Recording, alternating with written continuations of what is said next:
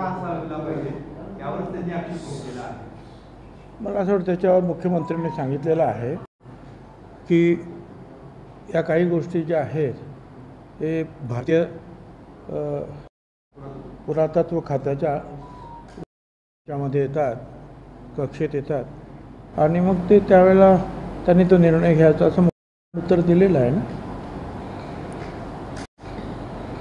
अजित पवार आणि शरद पवार आज पुन्हा एका बैठकीला एकत्र होते. गेल्या काही दिवसांमध्ये त्यांची जवळीक वाढते का अशा देखील चर्चा आहेत. असं आहे की अजितदादा आणि शरद पवार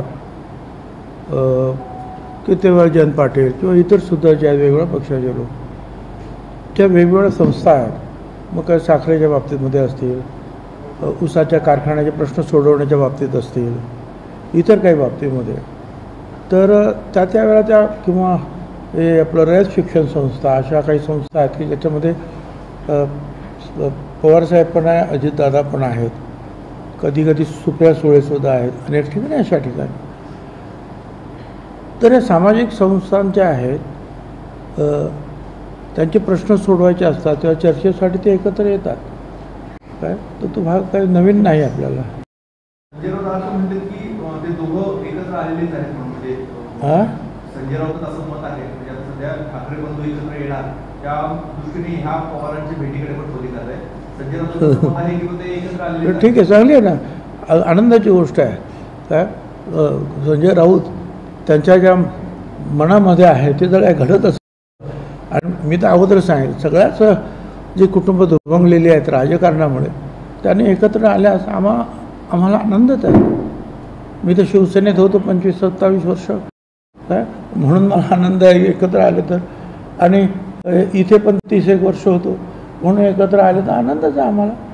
असं आमच्या मनात कुणाचंही कुटुंब तुटावं फुटावं आणि कुटुंबात क्लेश निर्माण व्हावेत असं मला तरी वाटत नाही. पण ठीक आहे, आता राजकारणामध्ये कधीकधी जे आहे पती एकीकडे पत्नी एकीकडे असं होतं. एका ठिकाणी पत्नी मुख्यमंत्री होते आणि पती विरोधी पक्षात असतो. अशा सुद्धा घटना उत्तर प्रदेशपासून आपण झालेला आपल्याला माहीत आहे इतिहासामध्ये जर गेला तर राजकीय मतभेद असू शकतात, पण कौटुंबिक जे आहेत वातावरण चांगलं असेल तर उत्तम. अजय नाही, ज्या पद्धतीनं जे आम्हाला उचकवलं जातं आहे आणि भाषा वापरली जाते आहे आणि ती भाषा अशा लोकांकडून की ज्याचा बुकशेल्फ हा त्याच्या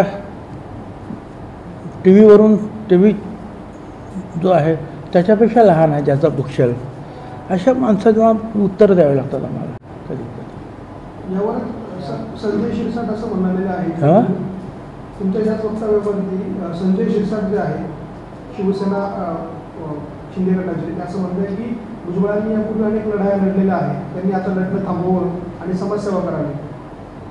नाही, असं आहे, लढता लढता मी समाजसेवा पण करत असतो आणि मी राजकारणात मुळे आलो तर त्यांना कल्पना आहे की मला माहिती नाही, कारण त्यांनी बाळासाहेब ठाकरे शिवसेनेत जरी असले तरी बाळासाहेब ठाकरेंनी पाहिलं, त्यांचे विचार किती ऐकले माहीत नाही, पण बाळासाहेब ठाकरेंचंच म्हणणं आहे की आपल्याला समाजसेवा करायची आहे आणि ते समाजसेवा करण्यासाठी 80% समाजसेवा 20% राजकारण, आणि राजकारणातच मुळे बाळासाहेब आले महानगरपालिकेमध्ये, विधानसभेत, लोकसभेत, ते समाजकारण करण्यासाठीच त्यांनी पावलं उचलली. तर तेच बाळकडू आम्हाला मिळालेलं आहे.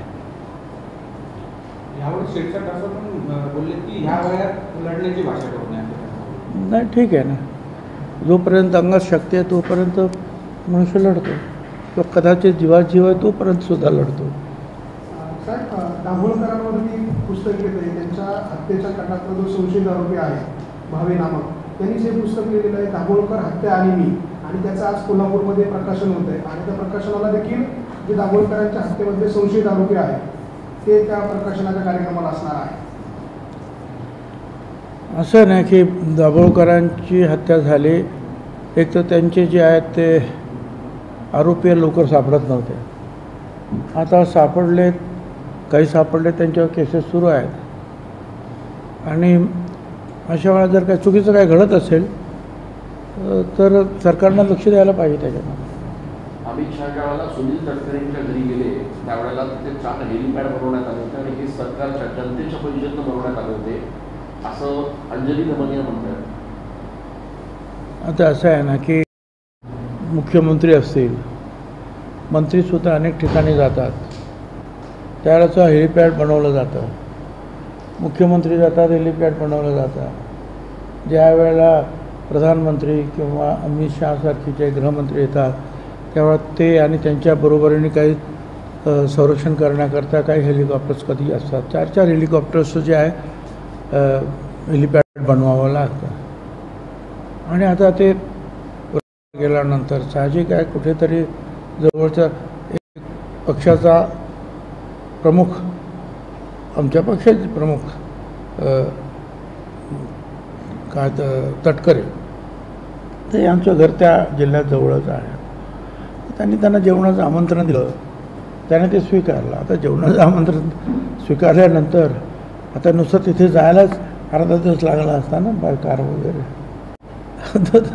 हेलिपॅड ते जाणार भारतामध्ये तरी त्यांच्यासाठी मोठी हेलिपॅड बनवावीच लागतं. त्यात काय नवीन आहे अशातला भावना.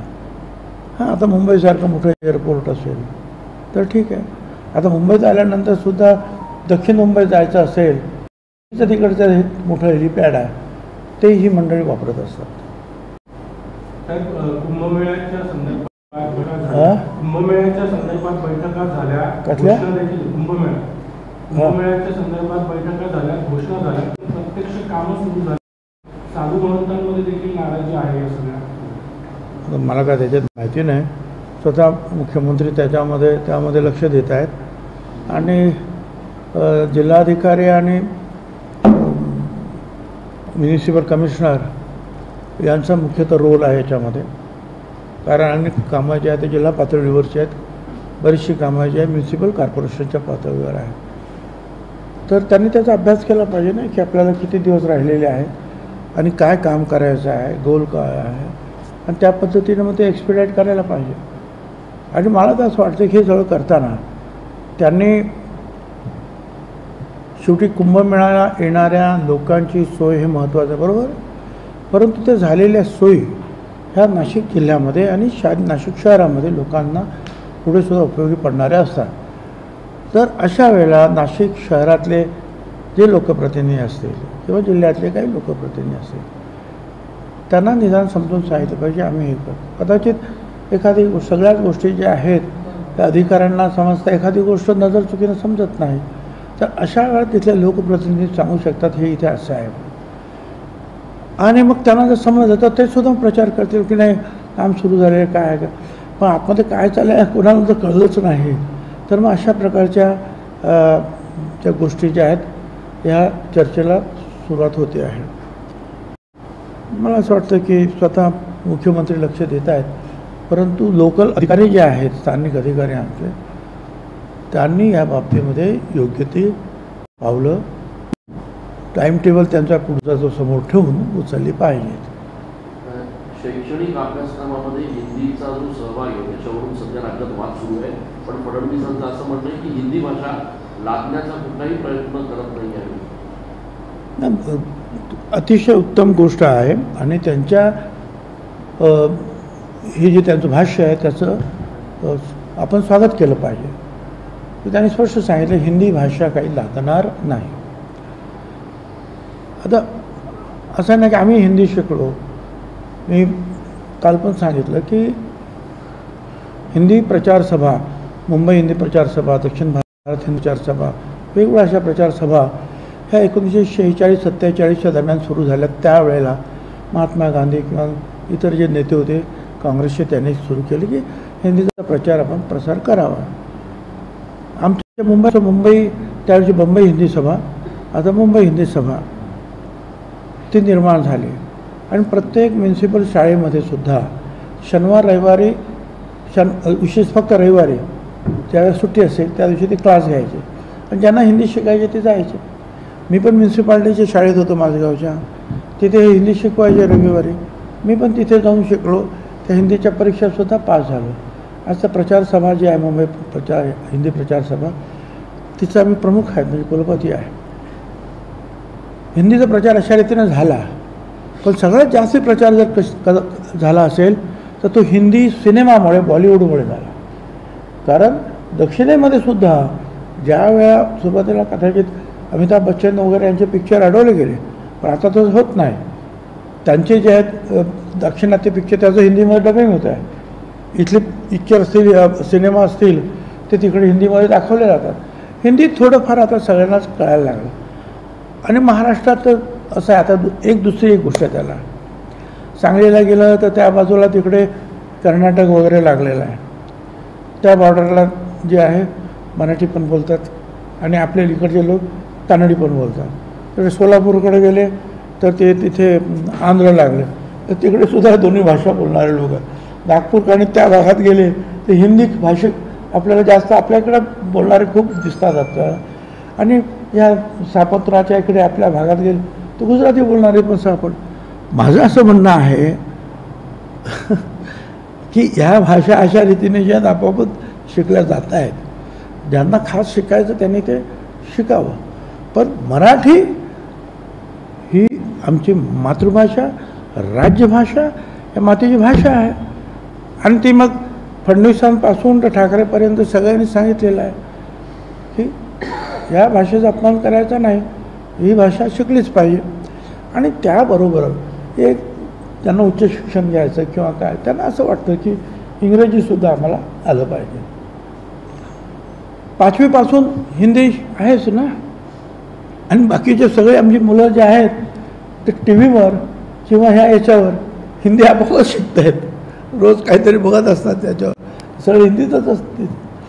तर मला असं वाटतं की निव्वळ जर भाषा आम्ही जर शिकत राहिलो तर सायन्स, मॅथ्स यांच्याकडे आमचं दुर्लक्ष होईल. आणि मग कोणाला जर इंजिनियर बनायचं आहे, डॉक्टर्स बनायचं आहे, IT तज्ज्ञ बनायचं आहे, इतर काही बनायचं असेल तर त्यांचा वेळ आणि कदाचित बुद्धी ही नुसती भाषांमध्ये जे आहे अटकून पडता कामा नये. तर शैक्षणिक भाषा ज्या आहेत, उच्च शैक्षणिक भाषा, त्यासुद्धा त्यांनी आत्मसात करणं गरजेचं आहे. आता मला सांगण्यात आलं त्यांच्याकडून की जर्मनीला 5 लाख मुलं पाहिजे ज्यांना त्यांच्यावर कौशल्य आहे. सुतार कामाचं आहे, लोहार कामाचं असेल, वायरिंगचं असेल, क्युपोला वगैरे याच्यावर काम करणारे, मिशनवर काम करणारे लोक, हे जे सगळे असतील. आता ते तिकडे गेल्यावर त्यांना जर्मनी शिकावं लागलं थोडंफार. आणि त्या प्रकारे जे आहे त्यासाठी जे आहे सरकार प्रयत्नाला लागलेसुद्धा आहे. कौशल्यावर आधारित शिक्षण द्यायला 10,000 रुपये महिना घ्या, पण शिका आणि मग आपोआपच तिकडे मोठ्या पगारावर नोकऱ्या मिळत आहेत. मला वाटतं जग जसं चाललेलं आहे, आपली मातृभाषा कायम ठेवून त्या पद्धतीनं हळूहळू पुढे जायला पाहिजे. मनसेची अशी भूमिका आहे की सक्ती जो शब्द वापरते सरकार, सक्ती न वापरता शिकण्यासाठी हरकत नाही, पण हिंदीची सक्ती का महाराष्ट्रामध्ये? सक्ती नको, ऐच्छिक ठेवा ना तुम्ही. ऐच्छिक जर्मनी ठेवा, इंग्रजी ठेवा, कन्नड ठेवा, काय वाटेल ते ठेवा. त्यांना काय शिकायचं ते शिकतील, आमचं काय म्हणणं आहे. मराठी मस्ट. काय आणि शैक्षणिक भाषा आपण प्रयत्न आहेत आपले की मातृभाषामध्ये ह्या जे आहेत विज्ञान शिकवलं जावं, मेडिकल शिकवलं, पण ते अजून ते थोडंसं दूर आहे ना. तोपर्यंत काय करायचं, इंग्रजी शिकावी लागेल. ह्या 2 भाषांमधलं वाद सुरू असताना संस्कृत भाषा ही शिक्षणासाठी कंपल्सरी करावी अशी पण मागणी लागली. हां, तर संस्कृत भाषा पण ज्यांना संस्कृत भाषा शिकायची त्यांनी शिकलं पाहिजे. ज्यांना मंदिरांमध्ये वगैरे किंवा पूजा पाठ वगैरे जे आहे काय, हा सुद्धा एक व्यवसाय आहे ना काही लोकांचा. तर त्यांना ते शिकायचं असेल तर त्यांना शिकायला त्या संस्कृत पाठशाला आहेत पण ज्यांना शिकायचं. कारण मी काही पुण्यामधील जे आहेत ते वैसास गुरुजी का काय त्यांच्या संस्कृत काय वेद पाठशाळेला भेट दिली. ज्यांना शिकायचं जातात ना, शिकतात तिथे.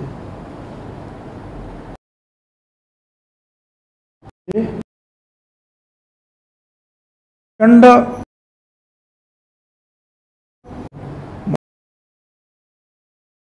महाराष्ट्र आहे ज्या पद्धतीने उन्हाचा तडाखा वाढलेला आहे, त्यामुळे अर्थातच पाण्याचं कन्झम्पशन मानसिक म्हणजे लोकसुद्धा करत आहेत. आणि तलावांनी इतर ठिकाणी असलेलं पाणी जे आहे त्याचं बाष्पीभवनसुद्धा होतं आहे. पण त्याच वेळेला जे आहे अनेक जे आमचे जे आहे शेतकरी आहेत मी त्यांना विरोध करत नाही, परंतु आपल्याकडे किती पाणी आहे हे पाहून पिकाची लागवड करायला पाहिजे. आणि मग प्यायला पाणी हे प्रथम हे ठरलेलं आहे आपलं, त्याच्यावर तडजोड नाही, बाकी सगळं नंतर. पाणी प्यायला पाणी देऊन लोकांना वाचवा हा महत्त्वाचा मुद्दा. मी येवल्याला सुद्धा आमच्या सहभागी भेटून घेतली आणि म्हटलं असं आहे, पाण्याचा दुरुपयोग जिथे जिथे चालू आहे ते ताबडतोब थांबवा. पाण्याचे साठे आमचे जिथे आहेत तिथे अनेक लोकांनी आपल्या विहिरी करून ठेवलेल्या आहेत आणि मग तिथून जे आहे वाटेल तेवढं जे पाण्याचा उपसा चालू आहे शेतीसाठी. आता बंदी आहे ठराव पाण्याच्या साठ्यापासून किती वर ती विहीर असली पाहिजे, पण आता त्याची काय बंधनं पाळत नाहीत. काय काय आमचे लोकप्रतिनिधीसुद्धा ते पाणी उचल शेतीला घेऊन जात आहेत. तर अशा प्यायच्या पाण्याचं करायचं का? 3 दिवसांनी पाणी येत होतं तर ते येवल्यामध्ये आता 4 दिवसांनी यायला लागलं. आणि तो 38 गाव पाणी पुरवठा, तो आता 65 गावांना पाणी पुरवठा, तिथेसुद्धा ही अडचणी यायला लागली. तर ह्या अशा वेळेला ज्या आहेत काही पाणी पुरवठा किंवा प्यायच्या पाण्याचे प्रश्न हे मंत्रालय पातळीवर सुद्धा आहेत. आमचा सुद्धा एक प्रश्न जो आहे, जो पिण्याच्या पाण्यासाठीचा, आम्ही 2 वर्ष मी झगडतो येवल्याच्या पिण्याच्या पाण्यासाठी, तो मंत्रालयामध्ये शेवटच्या स्तरावर आहे. पण त्याला अजूनही जे आहे ते जी काय हाय पॉवर कमिटी जी आहे त्यांची काय अजून परवानगी, मुख्यमंत्र्यांनी लिहिलं की ताबडतोब करावे म्हणून, एकनाथराव शिंदेंनी पण लिहिलं ताबडतोब करावं, पण अजून ते म्हणत नाही. ठीक आहे, प्रयत्न करू आपण. जलजीवन मिशन अंतर्गत जी कामं, जलजीवन मिशन अंतर्गत पाण्याची कामं जी होणं अपेक्षित होतं ती कामं खूप संथ गतीने होत आहे. कशामुळे? जलजीवन मिशन अंतर्गत केंद्राची जर योजना होती जलजीवन मिशन, तर अनेक गावांमध्ये नळ लागलेली आहेत लोकांच्या घरापर्यंत, पण पाणी पोहोचत नाही. पूर्वी असा एक विनोद असायचा, तुमने नल मांगा था ना, हमने नल दिया, तुम्ही कहाँ पाणी मांगा था भाई. अरे नळ देऊन काय करता, पाणी पाहिजे. आता काही काही वेळेला जे आहे घाईघाईमध्ये किंवा काही चुकीनं पाण्याचे स्रोत कुठे आहे ते न पाहत, आमच्या इथं पण झालं एका ठिकाणी, पाण्याचा स्रोत कुठे आहे, पाईपलाईन टाकून मोकळे झाले आणि पाणीच नाही तिकडं. तर आता तिथले इंजिनियर जे आहेत ज्यांनी हे केलं असेल त्यांना हे जबाबदार धरलं पाहिजे ना राव. तिथं मंत्री काय करू शकतो? सेक्रेटरी मंत्री जे आहेत ते पॉलिसी बनवतील, सेक्रेटरी तिथे जाऊन सांगतील की बाबा पैसे घ्या मग करा. तर मग पण खाली जे काम करणारे जे इंजिनियर्स असतील आणि इंजिनियर्स बरोबरच तिथले जे ग्रामसेवक असतील, तिथले जे समाजसेवक असतील, त्यांनी लक्षात दिलं पाहिजे ना, आपल्याला इकडे टाका टाकू, इकडे टाका, पाणी स्रोत इकडे आहे. त्यावेळेला सगळं गप्पा बसत आपलं, सगळं झाल्यावर हो पाणी कुठे आहे आता, असं कसं चालेल. इंजिनियरसुद्धा बाहेरून आलेला असतो, त्याला मार्गदर्शन तिथल्या लोकल लोकांनी सुद्धा करणं आवश्यक आहे. मालेगाव आणि त्या पाठोपाठ आपल्या येवला तालुक्यात सर्वाधिक टँकर सध्या चालू आहे. आता काय परिस्थिती, अजून टँकरची मागणी वाढणार आहे का मतदारसंघामध्ये? मला माझ्या फक्त येवल्याबद्दल, ते पण अजून माझा जो 46 गावं आहेत त्या निफाड तालुक्यातली त्याची माहिती मी आता नंतर घेतो आहे. परंतु फक्त येवल्यामध्ये 29 टँकर सुरू आहेत आणि 51 गावं आणि काहीतरी 30-40 वाढू असतात त्याच्यावर आहेत. परंतु पाणी आणायचं कुठून? शेवटी तिथूनच ना, जे शहराचं पाणी जे आहे प्यायचं तिथूनच पाणी घ्यायचं आहे. ते म्हणजे शहराच्या पाण्यावर आजूबाजूच्या किंवा त्या जे खेड्यांसाठी जे आपण तो पाणी पुरवठा योजना, अशा काही ठिकाणी जे आहे अवैधरित्या जो पाणी उपसा सुरू आहे बाजूला गेली त्याच्यामुळे पाणी कमी होते. अधिक आता या प्यायच्या पाण्यासाठी सुद्धा गावामध्ये पाणी न्यावं लागणार, शहराच्या पाण्यावर थोडासा परिणाम होणार काय. पण मी सांगितलं प्यायचं पाणी शहरातलं काय गावचं काय त्यांना सगळ्यांना संधी दिली पाहिजे, पाणी पुरवलं पाहिजे. पण शेतीवाडीकडे थोडंसं पाणी कमी पडलं झालं तर काय हरकत नाही. आणि म्हणून मी सांगितलं इलेक्ट्रिकच्या ज्या त्यांचे असतील कनेक्शन वगैरे ते काही दिवसाकडे ठेवा येवल्यामध्ये. आता बाकीच्याने जे आमदार आहेत प्रत्येक ठिकाणी त्यांनी आपापल्या मतदारसंघाची काळजी घेऊन हे पाण्याचे साठे असं पाणी शेवटी जेवढे पाणी आहे तेवढंच तुम्हाला ते देणार. तर आमदारांनी सगळ्यांना बरोबर घेऊन आणि त्याला जे असतील काय तुमचे प्रांत व्हिडिओ अमक जे काय असेल सरकारी यंत्रणा त्यांनी काम करायला पाहिजे.